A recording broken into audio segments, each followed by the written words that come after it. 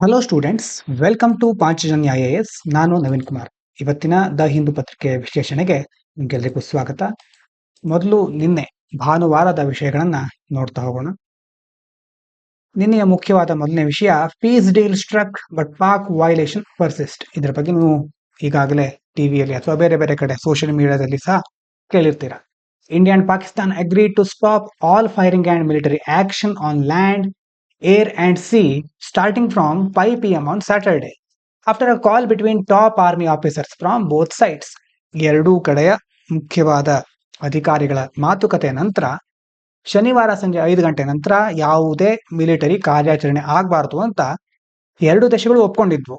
ಆದರೆ just a few hours after this agreement Pakistan broke the deal. ಕೆಲವೇ ಗಂಟೆಗಳ ನಂತರ ಪಾಕಿಸ್ತಾನ ಒಪ್ಪಂದವನ್ನು ಮುರಿದು ಬಿಡುತ್ತೆ by firing again. India warned it will response strongly if such violation continue. ಈ ತರ ಮತ್ತೆ ಉಲ್ಲಂಘನೆ ಆಗ್ತಾ ಇದ್ರೆ ನಾವು ಬಲವಾಗಿ ತುಂಬಾ ಸ್ಟ್ರಾಂಗ್ ಆಗಿ ಇದಕ್ಕೆ ಪ್ರತಿಕ್ರಿಯೆ ನೀಡ್ತೇವೆ ಅಂತ ಭಾರತ ಅವಾಗ ಎಚ್ಚರಿಕೆ ನೀಡಿತ್ತು. ಅದಾದ್ಮೇಲೆ ಕೆಲವು ಘಟನೆಗಳಾಗಿದೆ. ಇದು ನಿನ್ನೆಯ ಮೊದಲನೇ ಮುಖ್ಯ ವಿಷಯ ಆಗಿತ್ತು. ಇನ್ನು ಎರಡನೇದು, monsoon likely to reach Kerala on May 27 says IMD.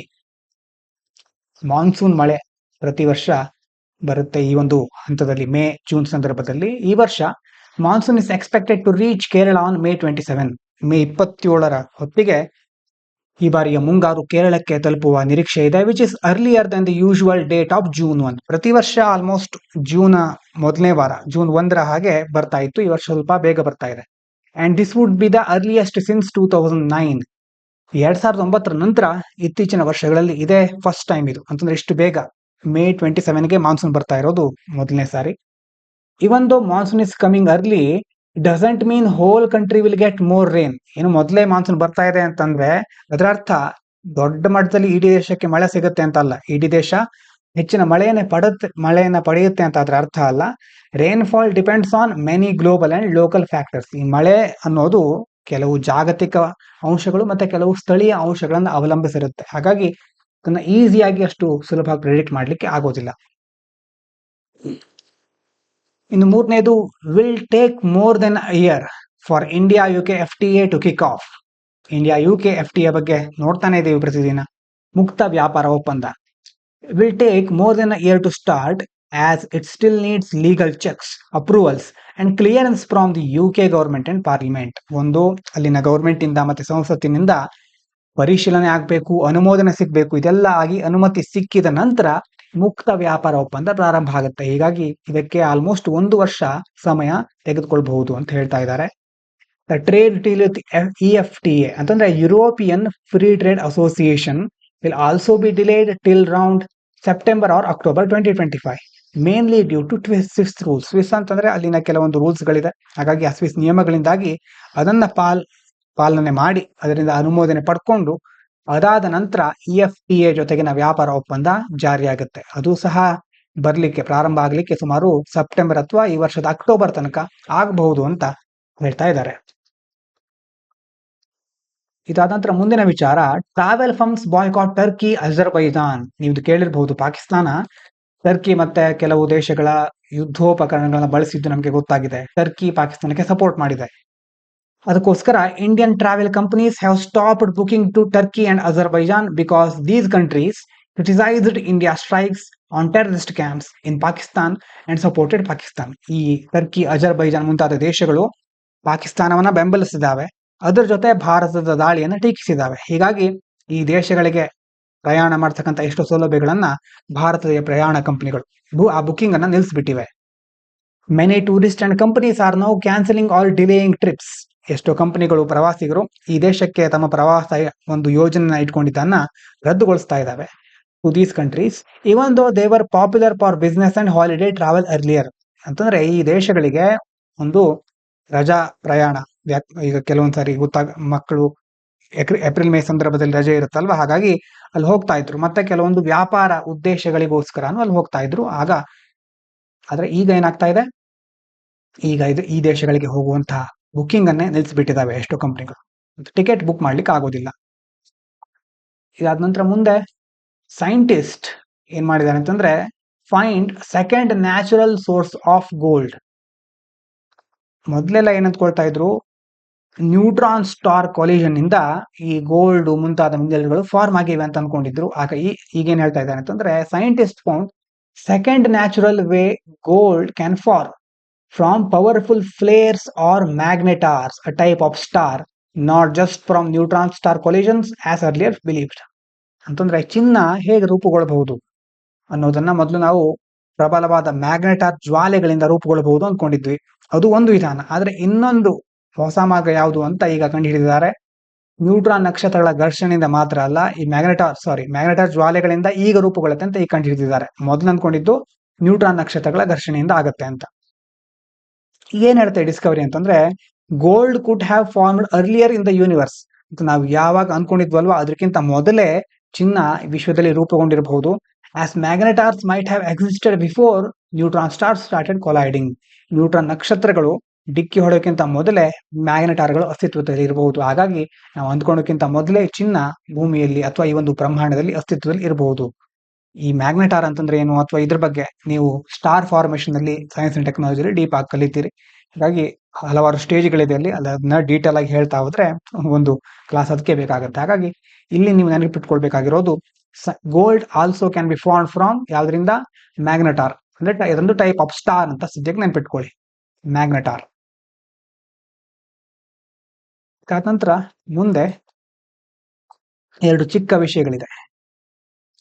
New method to map brain cells using light microscopes. ಮೊದಲನೇದು, sensor in face mask could detect kidney disease. ಎರಡು ಚಿಕ್ಕದಾಗಿ ಇಲ್ಲಿ ಕೊಟ್ಟಿದ್ದೇನೆ ನೋಡಿ. ಮೊದಲನೇದು brain mapping. Scientist found a way to see tiny brain cell connection using light microscopes by expanding brain tissue and using AI. This helps map the brain better. ಈ brain mapping ಅನ್ನ, brain ಒಳಗಡೆ ನ್ಯೂರಾನ್ಗಳು ಹೇಗಿರುತ್ತೆ ಆ ಒಂದು map ತರ ಒಂದು ನಕ್ಷೆಯನ್ನ ತಯಾರು ಮಾಡ್ಲಿಕ್ಕೆ ಈಗ ವಿಜ್ಞಾನಿಗಳು ಏನ್ ಮಾಡಿದ್ದಾರೆ ಅಂತಂದ್ರೆ, ಒಂದು ಮೆದುಳಿನ ಒಂದು ನ್ಯೂರಾನ್ ಅನ್ನ ಎಕ್ಸ್ಪ್ಯಾಂಡ್ ಮಾಡೋದು, ಅಂಗಾಂಶವನ್ನ ವಿಸ್ತರಿಸೋದು, ಆಮೇಲೆ AI ಬಳಸ್ಕೊಳ್ಳೋದು, ಅದರ ಜೊತೆ ಈ ಲೈಟ್ ಮೈಕ್ರೋಸ್ಕೋಪ್ಸ್, ಬೆಳಕಿನ ಸೂಕ್ಷ್ಮ ದರ್ಶಕಗಳನ್ನ ಬಳಸ್ಕೊಂಡು ಅದರನ್ನ ಚೆನ್ನಾಗಿ ಸ್ಟಡಿ ಮಾಡ್ತಾರೆ. ಹೀಗಾಗಿ ಮೆದುಳಿನ ನ್ಯೂರಾನ್ ಮ್ಯಾಪಿಂಗ್ ಅನ್ನ ಹೆಚ್ಚು ವಿಸ್ತಾರವಾಗಿ ನಾವು ಅಧ್ಯಯನ ಮಾಡ್ಲಿಕ್ಕೆ ಹೆಲ್ಪ್ ಆಗುತ್ತೆ. ಇದು ಮೊದಲನೇದು. ಇನ್ನು ಕಿಡ್ನಿ ಡಿಸೀಸ್ ಮಾಸ್ಕ್ ನೋಡಿ, ಹೊಸ ಮಾಸ್ಕ್ ಹೇಗಿದೆ ಅಂತಂದ್ರೆ, new face mask sensor can check your breath and detect signs of kidney disease in just 2 minutes using special materials and AI. ನೋಡಿ, ಎಲ್ಲ ಕಡೆ AI ಬರ್ತಾ ಇದೆ. ಹೊಸ ಫೇಸ್ ಮಾಸ್ಕ್ ನಲ್ಲಿ ಕೆಲವೊಂದು ಸೆನ್ಸರ್ಗಳಿರುತ್ತೆ, ಅಂದ್ರೆ ಸಂವೇದಕಗಳು. ಅದು ನಮ್ಮ ಉಸಿರಾಟ ಯಾವ ರೀತಿ ಆಗ್ತಾ ಇದೆ ಅನ್ನೋದನ್ನ ಮೊದಲು ಪರಿಶೀಲಿಸುತ್ತೆ. ಅದಾದ ನಂತರ ಕೆಲವು ಸ್ಪೆಷಲ್ ಮಟೀರಿಯಲ್ಗಳು, ಅದ್ರ ಜೊತೆ AI ಯೂಸ್ ಮಾಡಿಕೊಂಡು 2 ನಿಮಿಷದಲ್ಲಿ ಮೂತ್ರಪಿಂಡಗಳಿಗೆ ಸಂಬಂಧಿಸಿದ ಯಾವ್ದಾದ್ರೂ ಕಾಯಿಲೆ ಇದೆಯಾ, ಅದರ ಲಕ್ಷಣಗಳು ಕಂಡು ಬರ್ತಾ ಇದೆಯಾ ಅನ್ನೋದನ್ನ ಇದು ಪತ್ತೆ ಮಾಡುತ್ತೆ. ಅಂದ್ರೆ ಫೇಸ್ ಮಾಸ್ಕ್ ಇದು ನೋಡಿ. ಇಂತಹ ಫೇಸ್ ಮಾಸ್ಕ್ ಇಂದ ಯಾವ ರೀತಿ AI ನ ಯೂಸ್ ಮಾಡಿಕೊಂಡು ಹೊಸ ಡೆವಲಪ್ ಮಾಡ್ತಾ ಇದ್ದಾರೆ. ಇನ್ನು ವಾಟ್ ಇಸ್ ಪ್ಯಾನ್ ಜೀನೋಮ್ ಅಂತ ಇದು ಇದೆ, ಈ ಕಡೆ ಇದನ್ನು ಸಹ ಹೇಳ್ತೇನೆ. ಇಲ್ಲಿದೆ ನೋಡಿ, scientist create first pan genome of Asian rice. Pan genome ಅಂತಂದ್ರೆ ಏನು? Pan genome it's a full set of genes from many varieties of species. ಅಂತಂದ್ರೆ ಯಾವ್ದಾದ್ರು ಒಂದು ಪ್ರಭೇದವನ್ನ, ಯಾವ್ದಾದ್ರು ಒಂದು ನೀವು ಉದಾಹರಣೆಗೆ ಇಲ್ಲಿ ಅಕ್ಕಿ ಅಂತ ತಗೊಂಡಿದ್ದಾರೆ. ಅಕ್ಕಿಯಲ್ಲಿ ಬೇರೆ ಬೇರೆ ಜಾತಿಗಳಿರುತ್ತೆ, ಪ್ರಭೇದಗಳಿರುತ್ತೆ. ಆ ಎಲ್ಲಾ ರೀತಿಯ ಪ್ರಭೇದಗಳಿಂದ ನಾವು ಏನ್ ಮಾಡ್ತೇವೆ, ಎಲ್ಲಾ ರೀತಿಯ ಫುಲ್ ಸೆಟ್ ಆಫ್ ಜೀನ್ಸ್ ಅನ್ನ ಕನ್ಸಿಡರ್ ಮಾಡೋದು. ಆ ಒಂದು ಸ್ಪೀಶೀಸ್ ನಲ್ಲಿ ಇರುವಂತಹ ಬೇರೆ ಬೇರೆ ವೆರೈಟಿಗಳ ಜೀನ್ಸ್ ಅನ್ನ ಸ್ಟಡಿ ಮಾಡಿ ಅದಕ್ಕೆ ಒಟ್ಟಾರೆ ಎಲ್ಲ ಇರುತ್ತಲ್ವಾ, ಅದಕ್ಕೆ ಪ್ಯಾನ್ ಜೀನೋಮ್ ಅಂತ ಕರೀತಾರೆ. ಹಲವು ವಿಧಗಳ ಜೀನ್ಗಳ ಸಂಪೂರ್ಣ ಗುಂಪು ಅದು.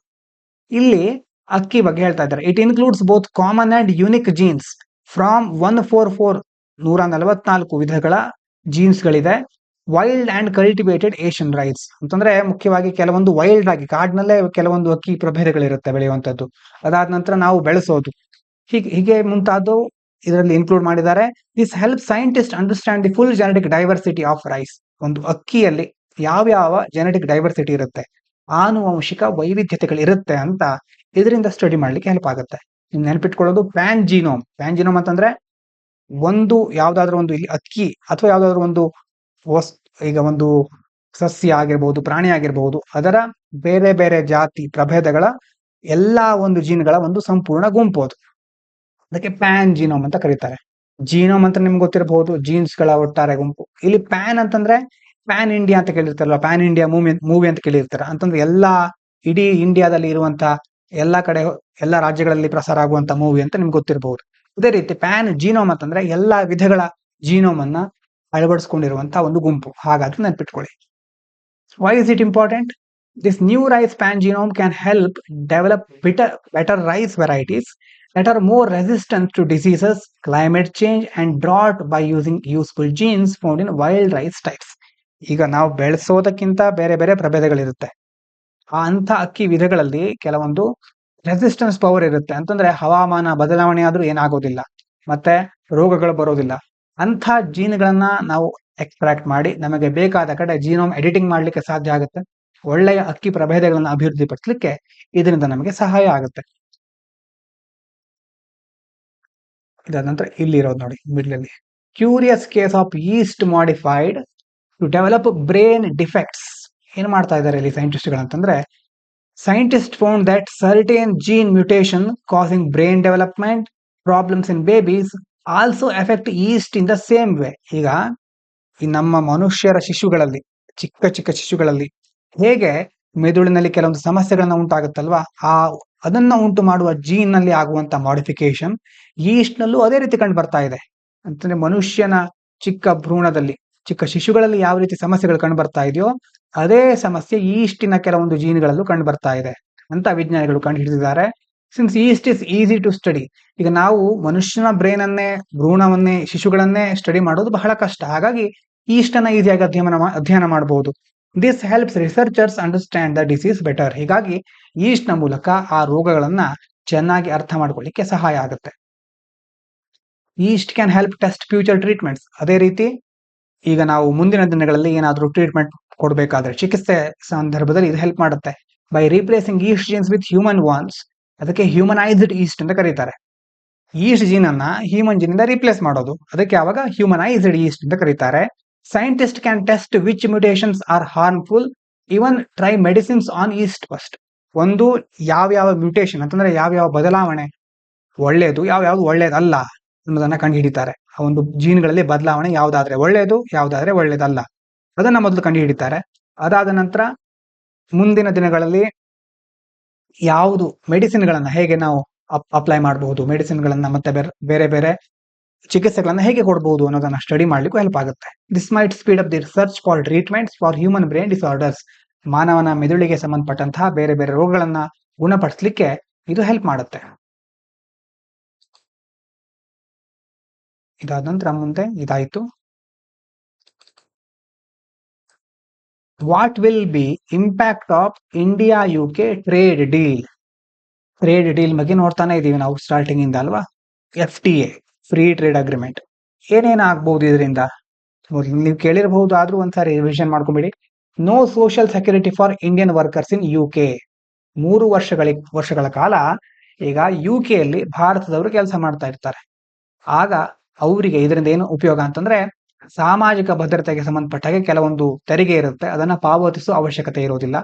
Indian workers going to the UK temporarily won't have to pay social security taxes for 3 years. ಈಗ ತಾತ್ಕಾಲಿಕವಾಗಿ ಟೆಂಪರರಿ ಆಗಿ ಅಲ್ಲಿ ಕೆಲಸ ಮಾಡ್ಲಿಕ್ಕೆ ಅಂತ ಹೋಗಿರ್ತಾರೆ. ಅವರು ಈ ಸೋಷಿಯಲ್ ಸೆಕ್ಯೂರಿಟಿ ಟ್ಯಾಕ್ಸ್ ಅನ್ನ 3 ವರ್ಷಗಳ ಕಾಲ ಪಾವತಿಸಬೇಕಾದ ಅವಶ್ಯಕತೆ ಇಲ್ಲ. Which saves money for both them and their employers.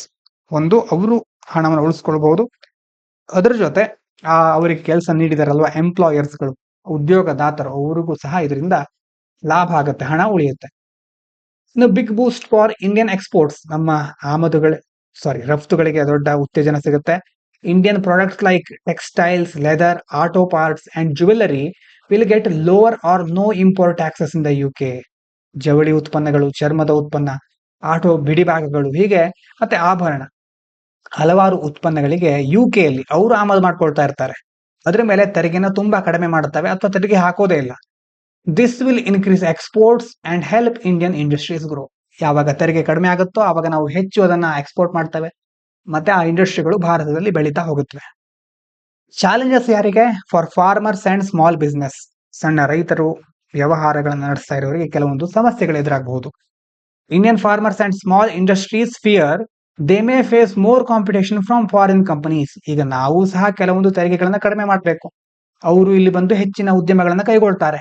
ಆವಾಗ ಏನಾಗುತ್ತೆ, ಭಾರತದಲ್ಲಿ ಇಲ್ಲೇ ಉತ್ಪಾದನೆ ಮಾಡ್ತಾ ಇರ್ತಾರಲ್ವಾ, ಅವರಿಗೆ ತುಂಬಾ ದೊಡ್ಡ ಕಾಂಪಿಟೇಷನ್ ಎದುರಾಗುತ್ತೆ. ಯಾಕಂದ್ರೆ ಅವರ ವಸ್ತುಗಳು UK ಇಂದ ಬಂದಂತಹ ವಸ್ತುಗಳು ಕಡಿಮೆ ಬೆಲೆಯಲ್ಲಿ ಸಿಗುತ್ತೆ. ಯಾರೇ ಆದ್ರೂ ಕಡಿಮೆ ಬೆಲೆಯ ವಸ್ತುಗಳನ್ನೇ ಖರೀದಿ ಮಾಡ್ತಾರೆ.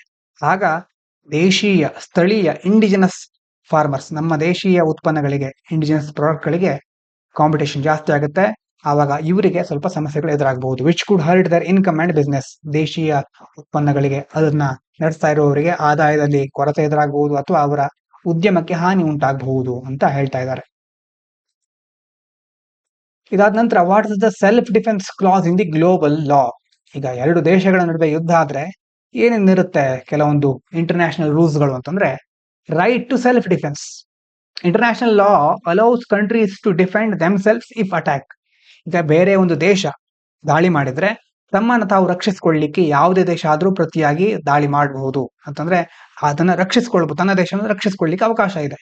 India's missile strikes on terror camps in Pakistan can be seen as response to the terror attack.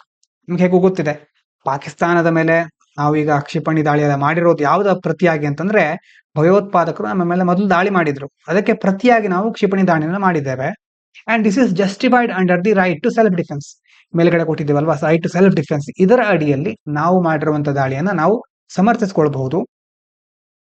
ದೋ India must report such actions to the UN security council. ಆದ್ರೆ ನಾವೇನ್ ಮಾಡ್ಬೇಕು, UN ಭದ್ರತಾ ಮಂಡಳಿಗೆ ಎಲ್ಲದನ್ನ ವರದಿ ಮಾಡಲೇಬೇಕು. ಅನ್ವಿಲ್ಲಿಂಗ್ ಆರ್ ಅನೇಬಲ್ ಡಾಕ್ಟ್ರೈನ್ ಇನ್ನೊಂದಿದೆ ನೋಡಿ, ಇದು ಸ್ವಲ್ಪ ವಿಶಿಷ್ಟ ಆಗಿದೆ. This doctrine allows countries to act against non state actors. Non state actors ಗಳಂತಂದ್ರೆ ಹಲವಾರು ಬೇರೆ ಬೇರೆ ಬರುತ್ತೆ ಇದರಲ್ಲಿ. ಇಲ್ಲಿ ನಾವು ನೋಡ್ಲಿಕ್ಕೆ ಬೇಕಾಗಿರೋದು ಟೆರರಿಸ್ಟ್ಗಳು. ಇದೆಲ್ಲ ಸ್ಟೇಟ್ ಗವರ್ಮೆಂಟ್ ಬಿಟ್ಟು ಅದನ್ನ ಹೊರತುಪಡಿಸಿ ಬೇರೆ ಯಾರಾದ್ರೂ ಇರ್ತಾರಲ್ವಾ, ಅವರು ನಾನ್ ಸ್ಟೇಟ್ ಆಕ್ಟರ್ಗಳು. In another country, if that country is either unwilling or unable to stop the threat. ಈಗ ಉದಾಹರಣೆಗೆ ಪಾಕಿಸ್ತಾನ ಗವರ್ಮೆಂಟ್ ಇದೆ, ಅದೇನು ನಮ್ಮ ಮೇಲೆ ನೇರವಾಗಿ ಕ್ರಮಗಳನ್ನ ಕೈಗೊಳ್ತಾನೆ ಇಲ್ಲದೆ ಇರಬಹುದು. ಅಂದ್ರೆ ಪಾಕಿಸ್ತಾನ ನೇರವಾಗಿ ದಾಳಿ ಮಾಡಲಿಲ್ಲ ಮೊದಲನೇ ಬಾರಿ. ಈಗ ಭಯೋತ್ಪಾದಕರು ಬಂದು ದಾಳಿ ಮಾಡಿದ್ರು, ಅವರು ನಾನ್ ಸ್ಟೇಟ್ ಆಕ್ಟರ್ಸ್ಗಳು. ಆದ್ರೆ ಪಾಕಿಸ್ತಾನ ಅವ್ರನ್ನ ಹತ್ತಿಕ್ತಾ ಇಲ್ಲ, ಪಾಕಿಸ್ತಾನ ಅವರಿಗೆ ಸಪೋರ್ಟ್ ಮಾಡ್ತಾ ಇದೆ ಅಂತ ನಾವು ಕೇಳ್ತಾ ಇರ್ತೇವೆ. ಹೀಗಾಗಿ ಆ ಕಂಟ್ರಿ ಏನು, ಪಾಕಿಸ್ತಾನ ಏನಾಗಿದೆ, ಅನ್ವಿಲ್ಲಿಂಗ್. ಆ ಒಂದು ಭಯೋತ್ಪಾದಕರ ಕ್ರಮಗಳನ್ನ ತಡೆಗಟ್ಟಲಿಕ್ಕೆ ಮುಂದಾಗ್ತಾ ಇಲ್ಲ, ಅವ್ರ ಅನೇಬಲ್, ತಡೆಗಟ್ಟಲಿಕ್ಕೆ ಅದ್ರ ಸಾಧ್ಯನೂ ಆಗ್ತಾ ಇಲ್ಲ. ಯಾವ್ದಾದ್ರು ಒಂದಾದ್ರೂ ಆಗ್ತಾ ಇದೆ. ಹೀಗಾಗಿ ಇಂತಹ ಸಂದರ್ಭದಲ್ಲಿ ಬೇರೆ ಕಂಟ್ರೀಸ್ಗಳು ಬೇಕಾದ್ರೆ ಅದನ್ನ ತಡಿಲಿಕ್ಕೆ ಆಕ್ಟ್ ಮಾಡಬಹುದು, ಅದರ ವಿರೋಧಿಸಿ ಕ್ರಮಗಳನ್ನ ಕೈಗೊಳ್ಳಬಹುದು. ಇನ್ನೊಂದ್ಸರಿ ನೋಡಿ, the doctrine allows countries to act against non state actors. Terrorist ಗಳಂತಹ ನಾನ್ ಸ್ಟೇಟ್ ಆಕ್ಟರ್ಗಳ ಮೇಲೆ ಒಂದು ದೇಶ ಕ್ರಮವನ್ನು ಕೈಗೊಳ್ಳಬಹುದು ಯಾವಾಗ, if that country is either unwilling or unable to stop the threat. ಆ ಅಪಾಯವನ್ನ ತಡೆಗಟ್ಟಲಿಕ್ಕೆ ಆಗದೆ ಇರೋದು, ತಡೆಗಟ್ಟಲಿಕ್ಕೆ ಯಾವುದೇ ಇಚ್ಛೆಯನ್ನ ಇಟ್ಕೊಳ್ದೆ ಇರೋದು, ಎರಡು ಸಂದರ್ಭದಲ್ಲೂ ಇನ್ನೊಂದು ದೇಶ ಇಂತಹ ನಾನ್ ಸ್ಟೇಟ್ ಆಕ್ಟರ್ಗಳ ಮೇಲೆ ಕ್ರಮವನ್ನು ಕೈಗೊಳ್ಳಬಹುದು. US has used this argument before. America ತುಂಬಾ ಸರಿ ಇದನ್ನ ಉಪಯೋಗಿಸಿಕೊಂಡಿದೆ. And India might rely on it as well in its military action against terrorism. ಹಾಗಾಗಿ ಭಾರತ ಸಹ ನಾವು ಭಯೋತ್ಪಾದಕತೆಯ ವಿರುದ್ಧ ಹೋರಾಡ್ತಾ ಇರ್ತೇವಲ್ಲ, ಆವಾಗ ಈ ಒಂದು ಆರ್ಗ್ಯುಮೆಂಟ್ ಅನ್ನ ನಾವು ಮುಂದಿಡಬಹುದು. Challenges with proportionality. ನೋಡಿ, military actions need to be necessary and proportional. ಯಾವಾಗ ಅವಶ್ಯಕತೆ ಇದೆಯೋ ಆವಾಗ ಮಾತ್ರ ಮಿಲಿಟರಿ ಆಕ್ಷನ್ಗೆ ಕೈ ಹಾಕಬೇಕು, ಮತ್ತೆ ಅದು ಪ್ರಪೋರ್ಷನಲ್ ಆಗಿರ್ಬೇಕು. ಅಂತಂದ್ರೆ India strikes on terrorist infrastructure without harming Pakistan military or civilians could be consider proportional. ನಾವು ಟೆರರಿಸ್ಟ್ ಗಳ ಮೇಲೆ ಮಾತ್ರ ನೋಡಿದ್ವಿ ಆಪರೇಷನ್ ಸಿಂಧೂರಲ್ಲಿ ಮೊದಲನೇ ಸಾರಿ, ಕೇವಲ ಟೆರರಿಸ್ಟ್ ಗುಂಪುಗಳ ಮೇಲೆ, ಅವರ ನೆಲೆಗಳ ಮೇಲೆ ಮಾತ್ರ ಅಟ್ಯಾಕ್ ಮಾಡಿದ್ವಿ. ಅದಕ್ಕೆ ಪ್ರಪೋರ್ಷನ್ ಅಂತ ಕರೀತಾರೆ, ಎಷ್ಟು ಬೇಕೋ ಅಷ್ಟೇ. ಅದರ ಹೊರತುಪಡಿಸಿ ಪಾಕಿಸ್ತಾನದ ಬೇರೆ ಬೇರೆ ವಿಭಾಗಗಳಿಗೆ ಅಥವಾ ಅಲ್ಲಿನ ನಾಗರಿಕರ ಮೇಲೆ ನಾವು ಅಟ್ಯಾಕ್ ಮಾಡಲಿಲ್ಲ. But if this continues or escalates the UN might intervene to maintain peace. ಆದ್ರೆ ಇದೇನಾದ್ರೂ ತನ್ನ ಹಾದಿನ ತಪ್ಪಿದ್ರೆ ಅಥವಾ ಬೇರೆ ಬೇರೆ ಏರುಪೇರು ಆದ್ರೆ ಅವಾಗ ಶಾಂತಿ ಕಾಪಾಡಿಕೊಳ್ಳಿಕ್ಕೆ ವಿಶ್ವಸಂಸ್ಥೆ ಮಧ್ಯ ಪ್ರವೇಶಿಸಬಹುದು ಅಂತ ಹೇಳ್ತಾ ಇದ್ದಾರೆ. ಹಾಗಾಗಿ ಇವಿಷ್ಟು ನಿನ್ನೆಯ ಮುಖ್ಯ ವಿಷಯಗಳಾಗಿತ್ತು. ಇನ್ನು ಇವತ್ತಿನ ಮುಖ್ಯ ವಿಷಯ ನೋಡ್ತಾ ಹೋಗೋಣ. ಮೊದಲನೇದು, displaced people hope to return home as guns fall silent along the LOC in Jammu and Kashmir. ಗಡಿ ಪ್ರದೇಶಗಳಲ್ಲಿ ಶಾಂತಿ ಸ್ಥಾಪನೆ ಮಾಡಲಿಕ್ಕೆ ಮುಂದಾಗಿದ್ದಾರೆ. After days of shelling and cross border firing, calm return to border areas in Jammu and Kashmir and Punjab. People in affected villages like Uri began to return their damaged homes. ಇಷ್ಟು ದಿನಗಳ ಕಾಲ ಯುದ್ಧ ಆಗ್ತಾ ಇತ್ತು, ಈ ಕಡೆಯಿಂದ ಆ ಕಡೆ ಫೈರಿಂಗ್ ಆಗ್ತಾ ಇತ್ತು. ಹಾಗಾಗಿ ಈಗ ಸ್ವಲ್ಪ ಅಲ್ಲಿ ಶಾಂತಿ ಸ್ಥಾಪನೆ ಆಗ್ತಾ ಇದೆ. ಮೊದಲು ಕೆಲವು ಜನರನ್ನ ಅಲ್ಲಿಂದ ಸ್ಥಳಾಂತರಿಸಿದ್ರು. ಅವರು ಉದಾಹರಣೆಗೆ ಉರಿ ಮತ್ತೆ ಕೆಲವೊಂದು ಹಳ್ಳಿಗಳ ಜನರು ತಮ್ಮ ಮನೆಗಳೆಲ್ಲ ತುಂಬಾ ಹಾನಿ ಆಗ್ಬಿಟ್ಟಿದೆ, ಅದಕ್ಕೆ ವಾಪಸ್ ಹೋಗ್ತಾ ಇದ್ದಾರೆ. Hope full displaced residents. Many displaced residents, particularly from villages in Kashmir Valley and the Punjab border, are hopeful of returning home. However, the situation remains cautious as some areas still have live explosives from the conflict. ಈಗ ನಿಧಾನವಾಗಿ ಅವರು ತಮ್ಮ ತಮ್ಮ ಮನೆಗೆ ಮರಳುವ ಭರವಸೆಯಲ್ಲಿದ್ದಾರೆ. ಆದರೂ ಕೆಲವು ಪ್ರದೇಶಗಳಲ್ಲಿ ಸ್ಫೋಟಗಳು ಇರಬಹುದು ಅನ್ನುವಂತ ಪರಿಸ್ಥಿತಿ ಇರೋದ್ರಿಂದ ಎಲ್ಲರೂ ಜಾಗರೂಕರಾಗಿರ್ಬೇಕಾಗಿದೆ. ಇನ್ನು heavy losses inflicted on Pakistan military DGMO ನಿನ್ನೆ ನಡೆದಂತಹ ಮೀಟಿಂಗ್ ನಲ್ಲಿ ಹೇಳಿದ್ದಾರೆ. Heavy losses for Pakistan military, Pakistan ಸೇನೆಗೆ ದೊಡ್ಡ ಮಟ್ಟದಲ್ಲಿ ನಷ್ಟ ಆಗಿದೆ. During operation Sindoor, India inflicted significant losses on Pakistan military, including killing 35 to 40 Pakistani soldiers, downing fighter jets, damaging key military installations. ಅಂತಂದ್ರೆ ನಮ್ಮ ಭಾರತದವರು ಸುಮಾರು 35-40 ಪಾಕಿಸ್ತಾನ ಸೈನಿಕರನ್ನ ಹೊಂದಿದ್ದಾರೆ. ಫೈಟರ್ ಜೆಟ್ ಗಳನ್ನ ಹೊಡೆದು ಉಳಿಸಿದ್ದಾರೆ. ಪ್ರಮುಖ ಮಿಲಿಟರಿ ನೆಲೆಗಳಿಗೆ ಹಾನಿ ಮಾಡಿದ್ದಾರೆ. ಅದೇ ರೀತಿ ಪಾಕಿಸ್ತಾನಕ್ಕೆ ಎಚ್ಚರಿಕೆ ಕೊಟ್ಟಿದ್ದಾರೆ. Warning to Pakistan. India has warned Pakistan that any further aggressive actions will result in strong military responses. The ceasefire between the two countries remains fragile, occasional violation and intrusions. ಅಂತಂದ್ರೆ ಇನ್ನು ಏನೇ ಚಿಕ್ಕದಾದಂತಹ ಯಾವುದೇ ಆಕ್ರಮಣ ಆದ್ರೂ ಸಹ ಅದಕ್ಕೆ ನಾವು ಬಲವಾಗಿ ಪ್ರತಿಕ್ರಿಯೆ ನೀಡ್ತೇವೆ ಅಂತ ಎಚ್ಚರಿಕೆ ನೀಡಿದ್ದೇವೆ. ಅದೇ ರೀತಿ ಈ ವೈಲೇಷನ್ ಆಗೋದೇನೋ ಹೊಸದಲ್ಲ. ಸಾಂದರ್ಭಿಕ ಉಲ್ಲಂಘನೆ ಮತ್ತೆ ಒಳನುಗ್ಗುವಿಕೆ, ಅವರು ಕೆಲವೊಂದ್ಸಾರಿ ನಮ್ಮ ಗಡಿ ಒಳಗೆ ಬರೋದು, ಇದೆಲ್ಲ ಆವಾಗ ನಡೀತಾನೆ ಇರುತ್ತೆ. ಹೀಗಾಗಿ ಕದನ ವಿರಾಮ, ಸೀಸ್ ಫೈರ್ ಅನ್ನೋದು ತುಂಬಾ ವೀಕ್ ಆಗಿರುತ್ತೆ. ಯಾವಾಗ ಏನಾಗುತ್ತೆ ಅನ್ನೋದು ಗೊತ್ತಾಗೋದಿಲ್ಲ. ಇದಾದ ನಂತರ ಎಡಿಟೋರಿಯಲ್ ನೋಡೋಣ. Why India must get caste census right. ಜಾತಿ ಗಣತಿ ಆಧಾರ, ಅದರ ಬಗ್ಗೆ ಹೇಳ್ತಾ ಇದ್ದಾರೆ. ಜಾತಿ ಗಣತಿಯನ್ನ ಮಾಡಬೇಕು ಅಂತ ಹೇಳ್ತಾ ಇದ್ರಲ್ವಾ. Need for accurate caste data. ಯಾಕೆ ಜಾತಿ ದತ್ತಾಂಶದ ಅಗತ್ಯ ಇದೆ? Counting caste in the census crucial for creating fair policies and ensuring social justice. ಸಾಮಾಜಿಕ ನ್ಯಾಯವನ್ನ ಖಚಿತಪಡಿಸಿಕೊಳ್ಳಿಕ್ಕೆ, ಅದೇ ರೀತಿ ನ್ಯಾಯಯುತವಾದ ನೀತಿಯನ್ನು ರಚಿಸಲಿಕ್ಕೆ ಜಾತಿ ಗಣತಿ ಮಾಡೋದು ನಿರ್ಣಾಯಕವಾಗಿದೆ, ಬಹಳ ಮುಖ್ಯ ಆಗಿದೆ. It helps in understanding the inequalities faced by different ಕಾಸ್ಟಸ್ and allows better planning. ಒಂದು, ಇದರಿಂದ ಬೇರೆ ಬೇರೆ ಜಾತಿಗಳು ಏನೇನ್ ಸಮಸ್ಯೆಗಳನ್ನ ಎದುರಿಸ್ತಾ ಇವೆ, ಅವರ ಅಸಮಾನತೆಗಳನ್ನ ಯಾವ ರೀತಿ ಅವರು ಎದುರಿಸ್ತಾ ಇದ್ದಾರೆ ಅರ್ಥ ಮಾಡ್ಕೊಳ್ಳಿಕ್ಕಾಗುತ್ತೆ. ಅದೇ ರೀತಿ ಡಿಸ್ಟ್ರಿಬ್ಯೂಟಿಂಗ್ ರಿಸರ್ವೇಶನ್ ಫೇರ್ಲಿ, ಮೀಸಲಾತಿ ನಿಯಮಗಳನ್ನ ನ್ಯಾಯಯುತವಾಗಿ ವಿಸ್ತರಿಸಲಿಕ್ಕೆ ನಮಗೆ ಅವಕಾಶ ಸಿಗುತ್ತೆ. ಇನ್ನು lessons from past failures.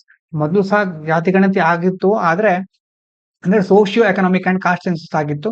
But it's failed due to poor planning and mistakes in data collection. ದತ್ತಾಂಶ ಸಂಗ್ರಹಣೆಯಲ್ಲಿ ವಿಫಲ, ಕೆಲವೊಂದು ತಪ್ಪುಗಳು ಮಾಡಿದ್ರು. ಹೀಗಾಗಿ ಅದು ಅಷ್ಟೇನು ಸಮರ್ಪಕ ಆಗಿಲ್ಲ. ಇದು ಮತ್ತೆ ಪುನರಾವರ್ತನೆ ಆಗಬಾರದು. To avoid repeating this, coming caste enumeration must be done with legal backing, proper training and accurate tools to ensure reliable data. ಅಂತಂದ್ರೆ ಇನ್ನು ಮುಂದೆ ಅದೇ ರೀತಿ ಯಾವುದೇ ತಪ್ಪಾಗಬಾರದು ಅಂತ ಆದ್ರೆ ಮೊದಲನೇದು ಕಾನೂನಾತ್ಮಕ ಬೆಂಬಲ ಇರಬೇಕು, ಕಾನೂನುಗಳನ್ನ ಸರಿಯಾಗಿ ಪಾಲನೆ ಮಾಡಿರ್ಬೇಕು. ಮತ್ತೆ ಮೊನ್ನೆ ನೋಡಿದಾಗೆ ಸರ್ವ ಪಕ್ಷಗಳ ಒಪ್ಪಿಗೆನ ಪಡ್ಕೊಳ್ಬೇಕು. ಅಂತಂದ್ರೆ ಎಲ್ಲಾ ಪಕ್ಷಗಳಿಗೆ ಸಂಬಂಧಪಟ್ಟ ಹಾಗೆ ನಾವು ಯಾಕೆ ಇದನ್ನ ಮಾಡ್ತಾ ಇದ್ದೇವೆ, ಹೇಗೆ ಆ ಡೇಟಾನ ಉಪಯೋಗಿಸ್ಕೊಳ್ತೇವೆ ಅನ್ನೋದ್ರ ಬಗ್ಗೆ ಸ್ಪಷ್ಟವಾದ ಮಾಹಿತಿಯನ್ನ ಸರ್ಕಾರ ಕೊಡ್ಬೇಕು. ಸರಿಯಾದ ತರಬೇತಿ ಇರಬೇಕು. ಕೆಲವೊಂದ್ ಕಡೆ ಇವತ್ತು ನೀವು ನೋಡಿರ್ಬಹುದು ನ್ಯೂಸ್ ಅಲ್ಲಿ, ಪ್ರಜಾವಾಣಿಯಲ್ಲಿ ಅನ್ಸುತ್ತೆ, ಅಂತಂದ್ರೆ ಅವರು ಕ್ರಿಶ್ಚಿಯನ್ ಇದ್ದಾರೆ ಮತ್ತೆ ದಲಿತ ಮಹಿಳೆ ಆಗಿದ್ದಾರೆ ಏನೋ, ಅವರು ಈ ಜಾತಿ ಗಣತಿಯಲ್ಲಿ ತಮ್ಮನ್ನ ಯಾವ ಗುಂಪಿಗೆ ಸೇರಿಸ್ತಾನೆ ಅನ್ನೋದ್ರ ಬಗ್ಗೆ ಕೆಲವೊಂದು ಕನ್ಫ್ಯೂಷನ್ ಎದುರಾಗಿತ್ತು. ಹಾಗಾಗಿ ಒಂದು ಕಡೆ ಅವರನ್ನ ಮುಖ್ಯವಾದ ಜಾತಿ ಅಂತ ಕನ್ಸಿಡರ್ ಮಾಡ್ತಾರೆ. ಎಷ್ಟೋ ಜಾತಿಗಳ ಹೆಸರೇ ಗೊತ್ತಿರೋದಿಲ್ಲ ಗಣತಿ ಮಾಡೋರಿಗೆ. ಇಂಥ ಹಲವಾರು ಸಮಸ್ಯೆಗಳಿದೆ. ಹೀಗಾಗಿ ಇದನ್ನೆಲ್ಲ ಮಾಡ್ಕೊಳ್ಳಿಕ್ಕೆ ಕರೆಕ್ಟ್ ಆಗಿ ತರಬೇತಿನ ಮೊದಲು ನೀಡಿರಬೇಕು. ಮತ್ತೆ ವಿಶ್ವಾಸಾರ್ಹ ಡೇಟಾವನ್ನ ಖಚಿತಪಡಿಸ್ಕೊಳ್ಳಿಕ್ಕೆ ನಿಖರವಾದ ಸಾಧನಗಳನ್ನ ಉಪಯೋಗಿಸ್ಕೊಳ್ಬೇಕು. ಆ ಆನ್ಲೈನ್ ಉಪಯೋಗಿಸ್ಕೊಳ್ತಿದಾರೋ ಹೇಗೆ ಅಂತ ಮೊದಲೇ ಅವರಿಗೆ ಅದ್ರ ಬಗ್ಗೆ ಟ್ರೈನಿಂಗ್ ಅನ್ನ ಕೊಟ್ಟಿರ್ಬೇಕು. ಇದಾದ ನಂತರ ಮುಂದೆ fundamental reset to drive manufacturing growth. ನಮ್ಮ ದೇಶದಲ್ಲಿ ಸೇವಾ ವಲಯ ಇದೆ, ಮ್ಯಾನುಫ್ಯಾಕ್ಚರಿಂಗ್ ವಲಯ ಇದೆ, ಮತ್ತೆ ಕೃಷಿ ವಲಯ ಇದೆ. ಅದರಲ್ಲೂ ನಾವು ಮ್ಯಾನುಫ್ಯಾಕ್ಚರಿಂಗ್ ಸೆಕ್ಟರ್ ಅಲ್ಲಿ ಬಹಳ ಹಿಂದಿದ್ದೇವೆ ಅಂತ ಕೇಳ್ತಾನೆ ಇರ್ತೀವಿ. Improving education for innovation.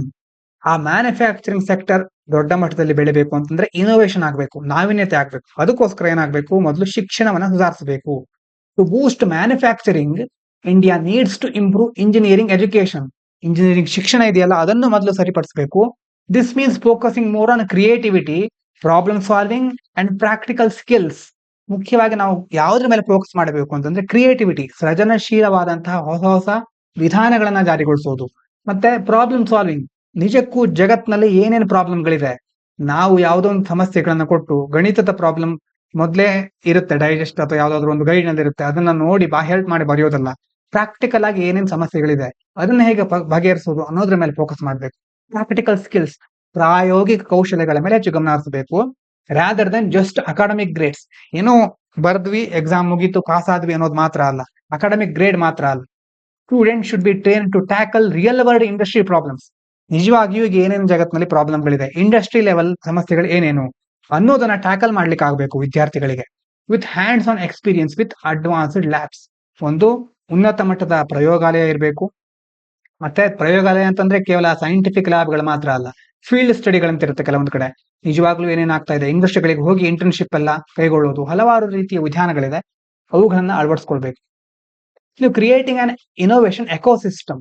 ನಾವೀನ್ಯತೆ ಹೆಚ್ಚು ಬೆಳಿಬೇಕು ಅಂತಂದ್ರೆ ಅದಕ್ಕೆ ಸರಿಯಾದ ಪರಿಸರ ಇರಬೇಕು. ಮೊದಲು India should develop a strong ecosystem for manufacturing innovation. ಒಂದು ಒಳ್ಳೆಯ ಸ್ಫೂರ್ತಿದಾಯಕ ಅಥವಾ ಉತ್ತೇಜನ ಕೊಡುವಂತ ಎನ್ವೈರ್ಮೆಂಟ್ ಇದ್ದಾಗ ಆಟೋಮ್ಯಾಟಿಕಲಿ ನಾವೇನ್ ಮಾಡ್ತೇವೆ ಅದರ ಬಗ್ಗೆ ಹೆಚ್ಚು ಗಮನವನ್ನು ವಹಿಸ್ತೇವೆ. ಅಂತಂದ್ರೆ ಒಂದು ಮಾತಿರುತ್ತೆ, ನೀವು ಕೇಳಿರಬಹುದು, ಪ್ರೇರಣೆ ಅನ್ನೋದು ಪದೇ ಪದೇ ನಮ್ಗೆ ಸಿಗ್ತಾ ಇದ್ರೆ ನಮ್ಮ ಕೆಲಸಗಳನ್ನೆಲ್ಲ ನಾವು ಸಾಧನೆಯ ಕಡೆ ತೆಗೆದುಕೊಂಡು ಹೋಗ್ತಾ ಇರ್ತೇವೆ ಅಂತ. ಹಾಗಾಗಿ ಪ್ರೇರಣೆ ಸಿಗ್ತಾ ಇರ್ಬೇಕು ನಮ್ಗೆ, ಆವಾಗ ಮಾತ್ರ ಸಾಧನೆ ಆಗ್ತಾ ಹೋಗುತ್ತೆ. ಅಂತ ಪರಿಸರ ಕ್ರಿಯೇಟ್ ಆಗ್ಬೇಕು ಮೊದಲು. Similar to silicon valley in the US. ಇಲ್ಲಿ US ನಲ್ಲೆಲ್ಲ ಸಿಲಿಕಾನ್ ವ್ಯಾಲಿ ಇದೆ.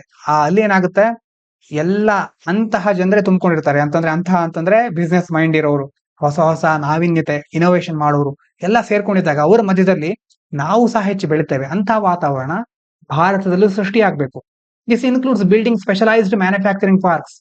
ದೊಡ್ಡ ದೊಡ್ಡ ಟೆಕ್ ಪಾರ್ಕ್ ಗಳನ್ನ, ಮ್ಯಾನುಫ್ಯಾಕ್ಚರಿಂಗ್ ಪಾರ್ಕ್ ಗಳನ್ನ ನಿರ್ಮಾಣ ಮಾಡೋದು, ಎನ್ಕರೇಜಿಂಗ್ ಸ್ಟಾರ್ಟ್ಅಪ್ ಗಳಿಗೆ ಉತ್ತೇಜನ ಕೊಡೋದು, and increasing investment in research and development. ಇದು ಮುಖ್ಯವಾಗಿ ಆಗಲೇಬೇಕು. ರಿಸರ್ಚ್ ಮತ್ತೆ ಡೆವಲಪ್ಮೆಂಟ್ ಮೇಲೆ, ಸಂಶೋಧನೆ ಹಾಗೂ ಅಭಿವೃದ್ಧಿಯ ಮೇಲೆ ಹೆಚ್ಚು ಖರ್ಚು ಮಾಡೋದು. To improve product design, testing and certification.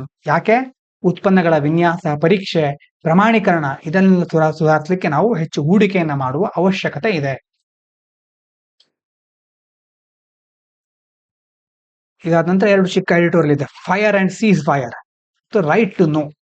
ಏನ್ ಹೇಳ್ತಾ ಇದ್ದಾರೆ ಅಲ್ಲಿ, ಇಂಡಿಯಾಸ್ ನ್ಯೂ ಸೆಕ್ಯೂರಿಟಿ ಡಾಕ್ಟ್ರಿನ್, ಹೊಸ ಭದ್ರತಾ ಸಿದ್ಧಾಂತ.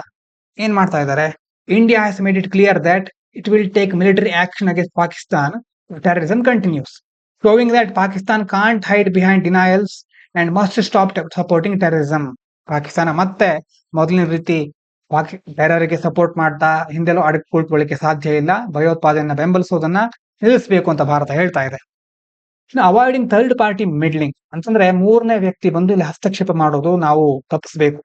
The Modi government needs to ensure that Kashmir issue remains India's matter and doesn't get internationalised. ಇದು ನಮ್ಮ ದೇಶದ ವಿಷಯ, ನಮ್ಮ ಮತ್ತೆ ಪಾಕಿಸ್ತಾನ ನಡುವಿನ ವಿಷಯ. ಇದರಲ್ಲಿ ಬೇರೆ ಯಾವುದೋ ಒಂದು ದೇಶ ಬಂದು ಮಧ್ಯದಲ್ಲಿ ತಲೆ ಹಾಕ್ಲಿಕ್ಕೆ ಅವಕಾಶ ಮಾಡಿ ಕೊಡಬಾರ್ದು. ಫಾರಿನ್ US ಇರಬಹುದು, ಚೀನಾ ಇರಬಹುದು. Would complicate things.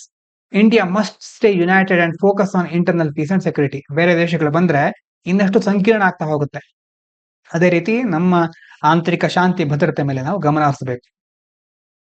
ಇದರ ನಂತರ ಇನ್ನೊಂದಿತ್ತಲ್ವಾ, ರೈಟ್ ಟು ನೋ, ಮಾಹಿತಿ ಹಕ್ಕು ಅಥವಾ ತಿಳಿದುಕೊಳ್ಳುವ ಹಕ್ಕು. ಇದರ ಬಗ್ಗೆ ನೀವು ಕೇಳಿರಬಹುದು.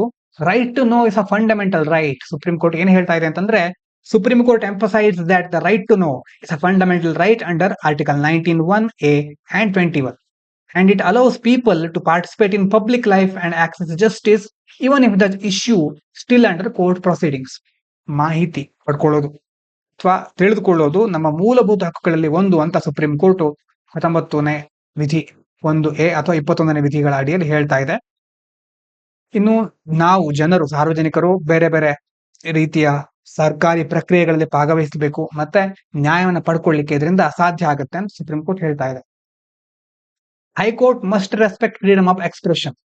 ಹೈಕೋರ್ಟ್ಗಳು ಸಹ ಅಭಿವ್ಯಕ್ತಿ ಸ್ವಾತಂತ್ರ್ಯವನ್ನು ಗೌರವಿಸಬೇಕು. The court noted that discussion and debates about court orders even if critical should not be suppressed. ಕೆಲವೊಂದು ನಿರ್ಣಾಯಕ ಆಗಿರಬಹುದು, ಮುಖ್ಯವಾದ ಚರ್ಚೆಗಳಾಗಿರಬಹುದು, ಅದನ್ನ ನಿಗ್ರಹಿಸಬಾರದು.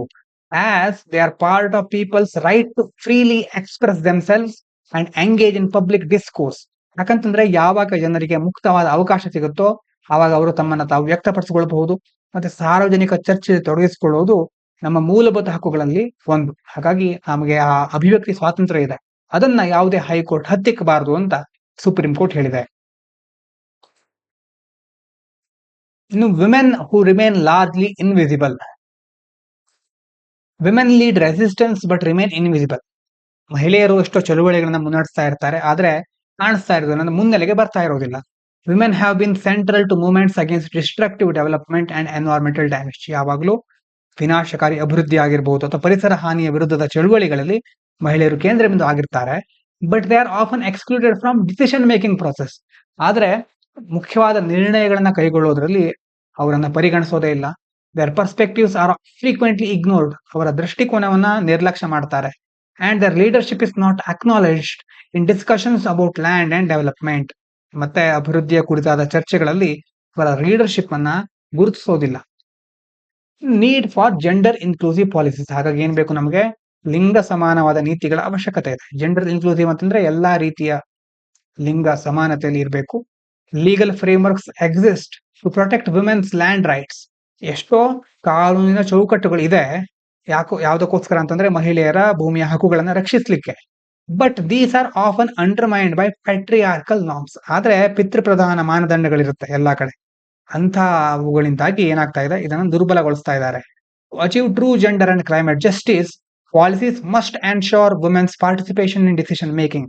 ಯಾವಾಗ ನಾವು ಮಹಿಳೆಯರನ್ನು ಸಹ ಭಾಗವಹಿಸಿಕೊಳ್ತೇವೆ, ಅವರಿಗೂ ಸಹ ಭಾಗವಹಿಸುವ ಅಧಿಕಾರ ಕೊಡ್ತೇವೋ, ಮತ್ತೆ ನಿರ್ಣಯಗಳನ್ನ ತೆಗೆದುಕೊಳ್ಬೇಕಾದ್ರೆ ಅವರಿಗೆ ಅವಕಾಶ ಕೊಡ್ತೇವೋ, ಅವರ ಒಂದು ಅಭಿಪ್ರಾಯವನ್ನ ಗೌರವಿಸ್ತೇವೋ, ಆವಾಗ ಮಾತ್ರ ನಾವು ಒಂದು ಜೆಂಡರ್ ಜಸ್ಟಿಸ್ ಮತ್ತೆ ಕ್ಲೈಮೇಟ್ ಜಸ್ಟಿಸ್, ಹವಾಮಾನಕ್ಕೆ ಸಂಬಂಧಪಟ್ಟ ಹಾಗೆ ಮತ್ತೆ ಲಿಂಗ ಸಮಾನತೆಗಳನ್ನ ಸಾಧಿಸಲಿಕ್ಕೆ ಸಾಧ್ಯ ಆಗುತ್ತೆ. Recognise them as independent land owners and amplify their leadership in movements and policy discussions. ಯಾವುದೇ ಒಂದು ನೀತಿ ಚರ್ಚೆಗಳಲ್ಲಿ ಮತ್ತೆ ಅವರನ್ನ ಮಹಿಳೆಯರನ್ನ ಭೂಮಿಯ ಮಾಲೀಕರಿಂದ ಸ್ವತಂತ್ರವಾಗಿ ಗುರುತಿಸಬೇಕು. ನೀತಿಗೆ ಸಂಬಂಧಪಟ್ಟ ಚರ್ಚೆಗಳಲ್ಲಿ ಅವರ ನಾಯಕತ್ವವನ್ನು ವರ್ಧಿಸಬೇಕು. ಹೀಗಾದಾಗ ಮಾತ್ರ ಮಹಿಳೆಯರಿಗೂ ಸಹ ಮುಖ್ಯ ಬೇಕಾದ ಎಲ್ಲ ರೀತಿಯ ಅವಕಾಶಗಳು ಸಿಗುತ್ತೆ, ಅವರ ಸಬಲೀಕರಣ ಸಾಧ್ಯ ಆಗುತ್ತೆ.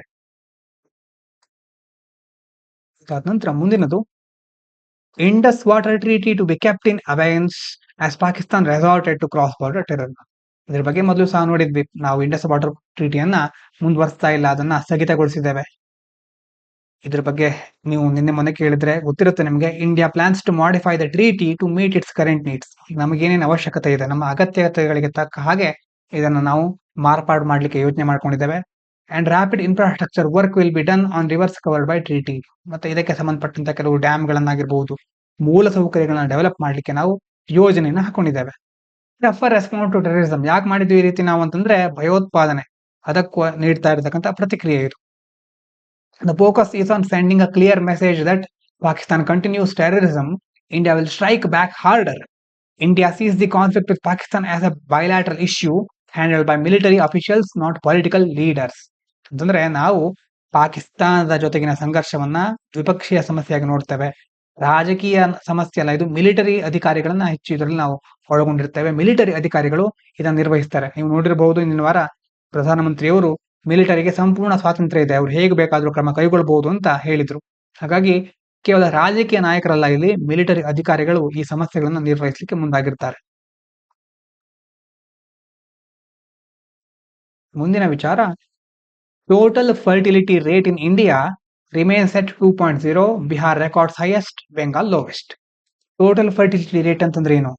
ಒಬ್ಬ ಮಹಿಳೆ ತನ್ನ ಜೀವಿತಾವಧಿ ಮಗು ಹುಟ್ಟುವ ಸಂದರ್ಭಗಳಲ್ಲಿ ಎಷ್ಟು ಮಕ್ಕಳಿಗೆ ಜನನವನ್ನ ಕೊಡ್ತಾಳೆ, ಎಷ್ಟು ಮಕ್ಕಳು ಜನಿಸ್ತವೆ ಅವಳಿಗೆ ಅನ್ನೋದಂತ ಒಂದು ಸಂಖ್ಯೆ, ಅದು ಸರಾಸರಿ ಸಂಖ್ಯೆ.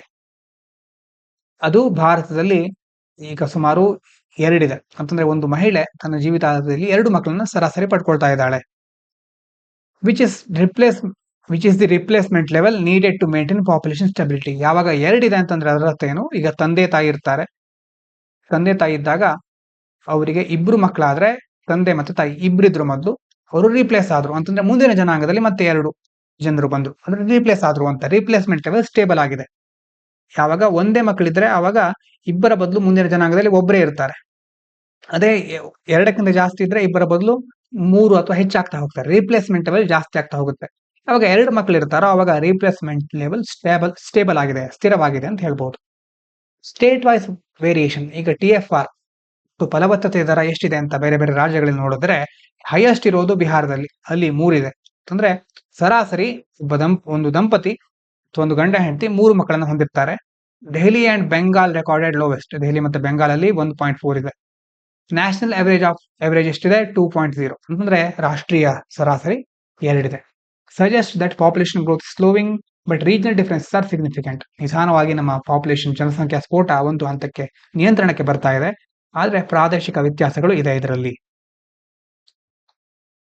ಇದಾದ ನಂತರ ಒಂದು ಚಿಕ್ಕ ಸುದ್ದಿ ಇದೆ, ನಾನಲ್ಲಿ ಮೆನ್ಷನ್ ಮಾಡಲಿಲ್ಲ, ಆದ್ರೂ ಇಲ್ಲಿ ನೋಡಿ. World longest banana infructescence found in the forest of Andaman. Andaman ಎಂದು ಕಾಡಿನಲ್ಲಿ ಈಗ ನೀವು ಬಾಳೆ ಗಿಡವನ್ನು ನೋಡಿದ್ರೆ ಬಾಳೆಯ ಗೊಂಚಲ್ ತರ ಇರುತ್ತೆ ನೋಡಿ, ಬಾಳೆ ದಿಂಡಿನ ಒಂದು ಬೇರೆ ಬೇರೆ ಗೊಂಚಲುಗಳು. ಒಟ್ಟಾರೆ ಅದಕ್ಕೆ ಬಾಳೆಕಾಯಿಗಳಾಗ್ತಾ ಇರುತ್ತೆ. ಅದಕ್ಕೆ ಬೇರೆ ಬೇರೆ ಪ್ರದೇಶದಲ್ಲಿ ಬೇರೆ ಬೇರೆ ಹೆಸರಿಂದ ಕರೀತಾರೆ. ಅದು ಅಂಡಮಾನ್ ಅಲ್ಲಿ ಅತ್ಯಂತ ಉದ್ದವಾದ ಇನ್ಫ್ರುಕ್ಟಿಸೆನ್ಸ್ ಸಿಕ್ಕಿದೆ. ಈಗ ಬಾಳೆಗೊನೆ ಹೀಗಿದೆ ಅಂತಂದ್ರೆ ಇದಕ್ಕೆ ಹೀಗೆ ತುಂಬಾ ಬಾಳೆಗೊನೆ ಗೊಂಚಲು ಇರುತ್ತೆ. ಅದಕ್ಕೆ ಇಂಥ ಒಂದು ಗೊಂಚಲು ಇದೆಯಲ್ವಾ, ಇದು ಉದ್ದವಾಗಿ ಸಿಕ್ಕಿರೋದು ಈಗ ಅಂಡಮಾನ್ ನಲ್ಲಿ. ನೋಡಿ ಇಲ್ಲಿ ಕೊಟ್ಟಿದ್ದಾರೆ ಚಿಕ್ಕ ಫೋಟೋ, ಇಷ್ಟು ಉದ್ದವಾಗಿದೆ ಇದು. 4.2 ಮೀಟರ್ಸ್ ಇದೆಯಂತೆ. UPSCಗೆ ಸಂಬಂಧಪಟ್ಟ ಹಾಗೆ ಬಹಳ ಮುಖ್ಯವಾದ ಅಂಶ ಏನಲ್ಲ, ಆದ್ರೂ ಸಹ ಆಶ್ಚರ್ಯಕರವಾಗಿದೆ ಅಂತ ಕೊಟ್ಟಿರೋದು. Zelensky agrees to meet Putin after Trump tells him not to await truce. ಏನ್ ಹೇಳ್ತಾ ಇದ್ದಾರೆ? ಝೆಲೆನ್ಸ್ಕಿ ಟು ಮೀಟ್ ಪುಟಿನ್ ಅವರನ್ನ ಝೆಲೆನ್ಸ್ಕಿ ಅವರು ಭೇಟಿ ಆಗ್ಲಿಕ್ಕಿದ್ದಾರೆ. Ukraine president Vladimir Zelensky agreed to meet Russian president Vladimir Putin in ಟರ್ಕಿಯಲ್ಲಿ ಮೀಟ್ ಆಗ್ತಾ ಇದ್ದಾರೆ. ಯಾವಾಗ? May 15. Following US President Donald Trump's suggestion that Ukraine should immediately accept Putin's offer for direct talks. Trump ಅವರು ಏನ್ ಹೇಳಿದ್ದಾರೆ ಅಂತಂದ್ರೆ, Ukraine ತಕ್ಷಣ ಏನ್ ಮಾಡಬೇಕು, ಪುಟಿನ್ ಅವರ ಮೀಟ್ ಆಗಿ ಅವ್ರ ಜೊತೆ ಮಾತುಕತೆ ನಡೆಸಬೇಕು ಅಂತ ಟ್ರಂಪ್ ಅವರ ಸಲಹೆ ಇತ್ತು. ಅದರ ಮೇರೆಗೆ ಈಗ ಝೆಲೆನ್ಸ್ಕಿ ಅವರು ಪುಟಿನ್ ಅವರ ಭೇಟಿ ಮಾಡ್ಲಿಕ್ಕೆ ಒಪ್ಕೊಂಡಿದ್ದಾರೆ. ಕದನ ವಿರಾಮ ಮತ್ತೆ ಮಾತುಕತೆ ಬೇರೆ ಬೇರೆ ನಡಿಬಹುದು. ಅರ್ಲಿಯರ್ ಮೊದಲೇನಾಗ್ತಾ ಇತ್ತು, Zelensky had insisted on a ceasefire before agreeing to talks. ಮಾತುಕತೆಗೆ ಒಪ್ಪುವ ಮೊದಲು ಕದನ ವಿರಾಮಕ್ಕೆ ಒತ್ತಾಯಿಸಿದ್ರು. Trump encouraged him to meet Putin directly to explore a possible end to the ongoing war. ಆದ್ರೆ ಟ್ರಂಪ್ ಅವರು ಹೇಳಿದ್ದಾರೆ ಏನಂತಂದ್ರೆ, ಮೊದಲು ಮೀಟ್ ಆಗಿ ಪುಟಿನ್ ಅವರನ್ನ, ಆಮೇಲೆ ನೋಡೋಣ, ಬೇರೆ ಬೇರೆ ಒಂದು ಅಂತ್ಯ ಕಾಣಬಹುದು ಈ ವಾರ್ ಅಂತ ಹೇಳ್ತಾ ಇದ್ದಾರೆ. Which has caused immense loss of life. ತುಂಬಾ ಜನ ಸಾವನ್ನಪ್ಪಿದ್ದಾರೆ, ಇನ್ನೂ ಸಹ ಮುಂದುವರಿತಾ ಇದೆ. ನೋಡೋಣ ಏನಾಗುತ್ತೆ ಅಂತ. ಇನ್ನೊಂದಿತ್ತು, ಇರಾನ್ ಮತ್ತೆ US ಮಾತುಕತೆ ನಡೀತಾ ಇತ್ತು. ವ್ರಾಪ್ ಅಪ್ ಮುಗಿದಿದೆ ಮಾತುಕತೆ. Nuclear talks with no major breakthrough. ಏನೇ ದೊಡ್ಡ ಬೆಳವಣಿಗೆ ಆಗಿಲ್ಲ ಇದರಲ್ಲಿ, ಹಾಗಾಗಿ ಮಾತುಕತೆ ಮುಗಿಸಿದ್ದಾರೆ. ಮಾತಾಡ್ಕೊಂಡು ವಾಪಸ್ ತಮ್ಮ ದೇಶಗಳಿಗೆ ಹೋಗಿದ್ದಾರೆ. ತದನಂತರ asteroid YR4 might miss earth, will it miss the moon too. ಇಲ್ಲಿ ಮುಖ್ಯವಾಗಿ ನೆನಪಿಟ್ಕೊಳ್ಬೇಕಾಗಿರೋದು YR4 ಅಂತಂದ್ರೆ ಏನು, ಫಿಲಿಮ್ಸ್ ಅಲ್ಲಿ ಕೇಳಬಹುದು. ಇದೊಂದು ಆಸ್ಟೆರಾಯ್ಡ್, ಕ್ಷುದ್ರ ಗ್ರಹ. ಅದು ಬಂದು ಬಡಿಬಹುದು ಅಂತಿತ್ತು. ಯಾವುದಕ್ಕೆ? ಮೂನ್ಗೆ. ಇನ್ನೂ ಸಹ ಚಾನ್ಸಸ್ ಇದೆ. ಆಸ್ಟೆರಾಯ್ಡ್ YR4 has 3.8% chance of colliding with Moon on December 2032. ಯಾವಾಗ? 2032 ಇಸ್ವಿ ಡಿಸೆಂಬರ್ 22ಕ್ಕೆ ಚಂದ್ರನಿಗೆ ಬಂದು ಡಿಕ್ಕಿ ಹೊಡೆಯೋ ಸಾಧ್ಯತೆ ಇದೆ. ಎಷ್ಟು percent? 3.8%. But there is still 96.2% chance it will miss. 96% ಏನು, ಅದು ಸಾಧ್ಯತೆ ಇಲ್ಲ ಅಂತ. It poses little threat to earth because it's smaller than the size considered hard. ಹಾಗೆ ನಾವು ಅಂದ್ಕೊಳ್ಳಷ್ಟು ದೊಡ್ಡ ಮಟ್ಟದ ಹಾನಿ ಆಗದೆ ಇರಬಹುದು. ಹಾಗಾಗಿ ನಾವು ಗಾತ್ರ ಬಹಳ ಚಿಕ್ಕದಾಗಿದೆ. ಭೂಮಿಗೆ ಕಡಿಮೆ ಅಪಾಯ ಎದುರಾಗಬಹುದು, ದೊಡ್ಡ ಮಟ್ಟದ ಅಪಾಯನೂ ಎದುರಾಗ್ಲಿಕ್ಕಿಲ್ಲ ನಾವು ಕನ್ಸಿಡರ್ ಮಾಡುವಷ್ಟು. ಮೂನ್ ಮೇಲೆ ಏನಾಗಬಹುದು ಹಾಗಾದ್ರೆ? If YR4 hits the Moon, it would create a large crater. ದೊಡ್ಡ ಕುಳಿ ಆಗಬಹುದು, ಕುಳಿ ಸೃಷ್ಟಿ ಆಗಬಹುದು. ಅಂಡ್ ಕಾಸ್ ಮ್ಯಾಸಿವ್ ಎಕ್ಸ್ಪ್ಲೋಷನ್, ದೊಡ್ಡ ಒಂದು ಸ್ಫೋಟ ಸಹ ಆಗಬಹುದು. However the moon's orbit wouldn't change. ಇದೊಂದು ಬಂದು ಬಡಿತು ಅಂದ ಮಾತ್ರಕ್ಕೆ ಚಂದ್ರನ ಕಕ್ಷೆ ಬದಲಾಗೋದಿಲ್ಲ. The impact might be visible from earth depending on its location on the moon. ಚಂದ್ರನಿಗೆ ಎಲ್ಲಿ ಬಂದದ್ದು ಡಿಕ್ಕಿ ಆಗುತ್ತೆ ಅನ್ನೋದರ ಆಧಾರದ ಮೇಲೆ ಭೂಮಿಯಿಂದ ಅದು ಕಾಣಿಸುವ ಸಾಧ್ಯತೆ ಸಹ ಇದೆ. ಇಷ್ಟು ಮುಖ್ಯವಾದ ವಿಚಾರಗಳು. ಇದಾದ ನಂತರ ಇವತ್ತಿನ ವೊಕ್ಯಾಬ್ಯುಲರಿ ನೋಡೋಣ. ರವಿ ವಾಸ್ ವೆರಿ ಅಕ್ವಿಸಿಟಿವ್ ಅಂತಂದ್ರೆ ಗ್ರೀಡಿ ಫಾರ್ ಮೋರ್ ಥಿಂಗ್ಸ್. ತುಂಬಾ ಬೇಕು, ಹೆಚ್ಚೆಚ್ಚು ಬೇಕು ಅಂತ ಅನ್ನುವಂತ ಆಸೆ ಇತ್ತು ಅವನಿಗೆ. Always wanting to collect more and more things. ಬೇರೆ ಬೇರೆ ವಸ್ತುಗಳನ್ನ ಕಲೆಕ್ಟ್ ಮಾಡೋದ್ರಲ್ಲಿ ಬಹಳ ಆಸಕ್ತಿ, ಅದನ್ನ ಇಟ್ಕೊಳ್ಳೋದು. One day he dropped and broke a signet ring that belong to his grandfather. ತನ್ನ ಗ್ರ್ಯಾಂಡ್ ಫಾದರ್, ಅಜ್ಜನಿಗೆ ಸೇರಿದಂತ ಒಂದು, ತಾತನಿಗೆ ಸೇರಿದ ಒಂದು ಸಿಗ್ನೆಟ್ ಅಂತಂದ್ರೆ ಒಂದು ಮುದ್ರಾಂಗ್ರ, ಹಳೆ ಕಾಲದ ಗುಪ್ತ ಚಿಹ್ನೆ ಅಂತೆಲ್ಲ ಇರ್ತದಲ್ಲ, ಒಂದು ರಿಂಗ್. ಆ ರಿಂಗ್ ಅನ್ನ ಅವನು ಬೀಳ್ಸಾಕಿ ಹಾಳು ಮಾಡ್ದ. His grandfather choose to absolve him. ಅವನ ತಾತ ಅಬ್ಸಾಲ್ವ್ ಅಂತಂದ್ರೆ ಫಾರ್ಗಿವ್, ಅವನ್ನ ಕ್ಷಮಿಸಿದ್ರು. Saying it was just an accident, ಏನೋ ಆಕಸ್ಮಿಕವಾಗಿ ಆಯ್ತು ಅಂತ ಹೇಳಿದ್ರು ಅವರು. Ravi felt maladroit and embarrassed for being so clumsy. ಅವನಿಗೆ ತಾನು ಇಷ್ಟು ಸಹ ನೋಡ್ಕೊಳ್ಳಿಲ್ವಲ್ಲ, ತನ್ನ ಜಾಣ್ಮೆನೆ ಇಲ್ವಲ್ಲ ತನ್ನಲ್ಲಿ ಅಂತ ಅವನಿಗೆ ಸ್ವಲ್ಪ ಪಶ್ಚಾತ್ತಾಪ ಆದಂಗ ಆಯ್ತು ಅವನಿಗೆ. ಬಟ್ ಆಫ್ಟರ್ ದೆ ಟಾಕ್ಡ್, ಆಮೇಲೆ ಮಾತಾಡ್ಕೊಂಡ್ರು, their rapport became even stronger. ಮಾತನಾಡಿದ ಮೇಲೆ ಅವರ ರ್ಯಾಪೋರ್ಟ್, ಆತ್ಮೀಯತೆ ಇನ್ನಷ್ಟು ಜಾಸ್ತಿ ಆಯ್ತು. And they felt closer than before. ಅದಾದ ನಂತರ ಮೊದಲಿಗಿಂತ ಅವರು ಹೆಚ್ಚು ಆತ್ಮೀಯರಾದ್ರು. ಇವತ್ತಿನ ಕ್ವಶನ್ ನೋಡಿ, what was are were objects of Queen Victoria's proclamation. 1858ರ ಕ್ವೀನ್ ವಿಕ್ಟೋರಿಯಾ ಪ್ರೊಕ್ಲಮೇಷನ್ಗೆ ಸಂಬಂಧಪಟ್ಟ ಮುಖ್ಯವಾದ ಆಬ್ಜೆಕ್ಟಿವ್ಸ್ ಯಾವ್ದು? To disclaim any intention to annex Indian states, praise the Indian administrator under British Crown, to regulate East India Company's trade with India. 1, 2 only, 1 and 3 only, 1, 2, 3. ಇದಕ್ಕೆ ಸರಿಯಾದ ಉತ್ತರವನ್ನ comment ಮಾಡಿ ತಿಳಿಸಿ. ಮೇನ್ಸ್ ಕ್ವಶನ್ ಇದೆ, how can better engineering education and innovation ecosystem help India became a global manufacturing hub? ಒಳ್ಳೆ ಶಿಕ್ಷಣದ ಮೂಲಕ ನಾವು ಹೇಗೆ ಒಳ್ಳೆ ಶಿಕ್ಷಣದ ಮೂಲಕ ಹೇಗೆ ನಾವು ಜಾಗತಿಕ ಮಟ್ಟದಲ್ಲಿ ಮ್ಯಾನುಫ್ಯಾಕ್ಚರಿಂಗ್ ಉತ್ಪಾದನಾ ಕ್ಷೇತ್ರದಲ್ಲಿ ಒಂದು ದೊಡ್ಡ ಕೇಂದ್ರ ಬಿಂದು ಆಗಬಹುದು? Suggest key steps. ಇದಕ್ಕೆ ಆಗಬೇಕಾದ ಮುಖ್ಯವಾದ ಕ್ರಮಗಳು ಏನೇನು ಅನ್ನೋದನ್ನ ತಿಳಿಸಿ. ಥಿಂಕ್ ಮಾಡ್ಲಿಕ್ಕೆ ಒಂದು ಕ್ವಶನ್ ಇದೆ. If you are given a chance to head the ನೀತಿ ಆಯೋಗದ ಮುಖ್ಯಸ್ಥರಾಗಿದ್ದೀರಿ ಅಂತ ಇಟ್ಕೊಂಡ್ರೆ, what 3 priority reforms would you initiate to accelerate inclusive growth? ಸಮಗ್ರ ಬೆಳವಣಿಗೆ ಅಥವಾ ಎಲ್ಲರನ್ನ ಒಳಗೊಂಡ ಬೆಳವಣಿಗೆಗೆ ಸಂಬಂಧಪಟ್ಟ ಹಾಗೆ ಯಾವ 3 ಪ್ರಯಾರಿಟಿ ರಿಫಾರ್ಮ್ಸ್, ಆದ್ಯತೆಯನ್ನ ನೀವು ಇಟ್ಕೊಂಡಿರ್ತೀರಿ, ಯಾವ 3 ವಿಷಯಗಳಲ್ಲಿ ಹೆಚ್ಚಿನ ದೊಡ್ಡ ಸುಧಾರಣೆ ಮಾಡ್ಲಿಕ್ಕೆ ನೀವು ಬಯಸ್ತೀರಿ ಅಂತ ಕ್ವಶನ್ ಇದೆ. ಇದಕ್ಕೆ ನೀವು ಕಮೆಂಟ್ ಮಾಡಬಹುದು ಅಥವಾ ಥಿಂಕ್ ಆದ್ರೂ ಮಾಡಿ. ಇವಿಷ್ಟು ಇವತ್ತಿನ ಮುಖ್ಯ ವಿಚಾರಗಳು. ಇಷ್ಟು ಹೊತ್ತಿನ ತನಕ ಕೇಳಿದ ಎಲ್ಲರಿಗೂ ಧನ್ಯವಾದಗಳು. ಇದು ಪಾಂಚಜನ್ಯ IAS.